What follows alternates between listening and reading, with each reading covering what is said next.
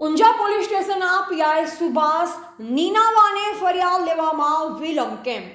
મળતી માહિતી મુજબ ઓઢવા ગામના વતની હાલ રણુજ ખાતે રહેતા યુવક નીરવભાઈ જગદીશભાઈ પરમાર તારીખ 14/7/2025ના રોજ આત્મહત્યા કરે છે. ત્યારબાદ તારીખ 2/8/2025ના રોજ પોલીસ અધિકારી મરણ જનાર યુવકના પિતાને જાણ કરે છે કે તમારા દીકરાનો મોબાઈલ મળી આવેલ છે. તેમના પિતા તથા બીજા આગેવાનો પોલીસ સ્ટેશન જઈ તપાસ કરતા મોબાઈલમાંથી એક સુસાઇડ નોટ મળે છે.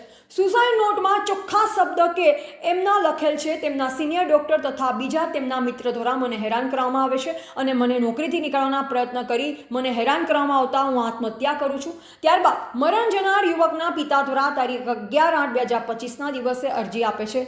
અરજીમાં ચોખ્ખા નામ સાથે ઉલ્લેખ કરેલ હોવા છતાં ઊંઝા પોલીસ દ્વારા એફઆઈઆર નોંધવામાં વિલંબ કેમ કરવામાં આવે છે? પીડિત પરિવારની મુલાકાત કરતા માહિતી મળે છે કે જો હવે અમારી ફરિયાદ લેવામાં નહીં આવે તો અમે એસપી ઓફિસ ધરણા પર બેસીશું. તો ગુજરાત લાઈવ ન્યૂઝ સાથે પ્રવીણભાઈ કાંકરેજ.